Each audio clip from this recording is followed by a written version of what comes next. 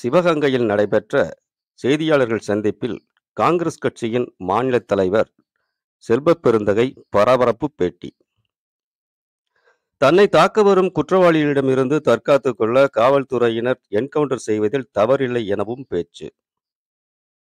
சிவகங்கையில் நடைபெற்ற காங்கிரஸ் கட்சியின் மாவட்ட செயற்குழு கூட்டத்தில் பங்கேற்ற கட்சியின் மாநில தலைவர் செல்வப்பெருந்தகை செய்தியாளர்களை சந்தித்தார். அப்போது பேசிய அவர், எதிரியிடமிருந்து தற்காத்துக் கொள்ள காவல்துறை என்கவுண்டர் செய்வதில் தவறில்லை எனவும், தமிழகத்தில் தங்களை போன்ற கட்சித் தலைவர்களுக்கு பாதுகாப்பு இல்லை என ஜான்பாண்டியன் கூறியிருப்பது அவரது கட்சியின் தனிப்பட்ட கருத்து. எங்களை போன்ற தலைவர்கள் பாதுகாப்பாக இருக்கிறோம் எனவும், கடந்த 10 ஆண்டுகளில் அதிமுக ஆட்சி நடந்த கொலைகளை விட தற்போது குறைவுதான் என்றும் விமர்சனம் செய்தார். தமிழ்நாடு அரசு கடுமையான நடவடிக்கை எடுத்து கூலிப்படைகளை இரும்பு கரம் கொண்டு அடக்க வேண்டும் என்றவர், ஜெயலலிதா அம்மையார் கொண்டு வந்த திட்டமாக இருந்தாலும் அம்மா உணவகத்தை காழ்ப்புணர்ச்சி இல்லாமல் முதலமைச்சர் ஆய்வு செய்து மேலும் விரிவுபடுத்தக்கூடிய செயல் பாராட்டுக்குரியது என்றும் கூறினார். மாநில தலைவருக்கு மரியாதை செய்ய வேண்டும் என்று விரும்புபவர்கள் 1 மணிக்கு மேலே இருந்து மரியாதை செய்யலாம் என்று பணியோடு கேட்டுக்கொள்கிறேன். திருமாவளவன் ஜான்பாண்டியன் போன்றவர்களுக்கு தமிழகத்தில் வந்து பாதுகாப்பு இல்லை அப்படின்னு ஜான்பாண்டியன் வந்து ஒரு கட்சி தலைவர்களுக்கு பாதுகாப்பு இல்லை தமிழகத்தில் அப்படின்னு அது அவருடைய கட்சியுடைய கருத்தை அவர் சொல்லியிருக்காரு. எங்களை பொறுத்த வரைக்கும் எங்களுடைய தலைவர்கள் பாதுகாப்பு தான் இருக்கிறாங்க, அதில் மாற்று கருத்து கிடையாது.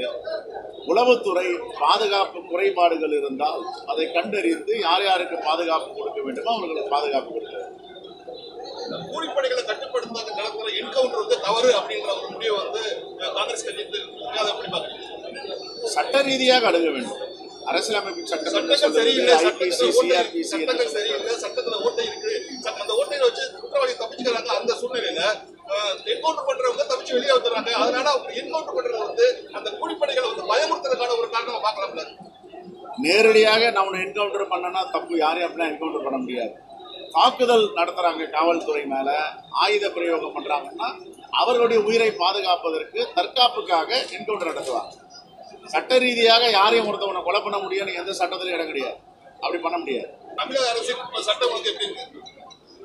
தமிழக சட்ட ஒழுங்கு எந்த ஆட்சி வந்தாலும் ஒரே மாதிரி தான் இருக்கு. கடந்த 10 ஆண்டு எப்படி இருந்துச்சு சட்ட ஒழுங்கு?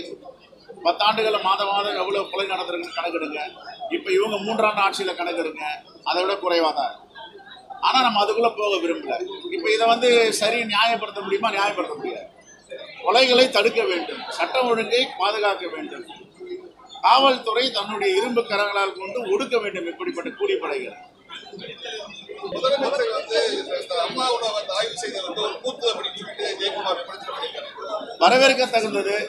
அம்மையார் ஜெயலலிதா கொண்டு வந்த திட்டமாக இருந்தாலும் அதை நடைமுறைப்படுத்த வேண்டும், இன்னும் வலிமைப்படுத்த வேண்டும் என்று ஆய்வு செய்திருக்கிறார். பாராட்டுக்கள், வாழ்த்துக்கள். ஒரு முதலமைச்சருக்கு எந்த காழ்ப்புணர்ச்சியும் இல்லை. ஜெயலலிதா கொண்டு வந்தாலும் அந்த அம்மா உணவகம் அந்த அம்மா பேர்ல இருந்தாலும் அதை இன்னும் பெரிய அளவில் கொண்டு போகணும், இன்னும் வலிமைப்படுத்தணும். விமர்சனம் செய்வர்கள் செஞ்சுதான் இருப்பாங்க, அது அவருடைய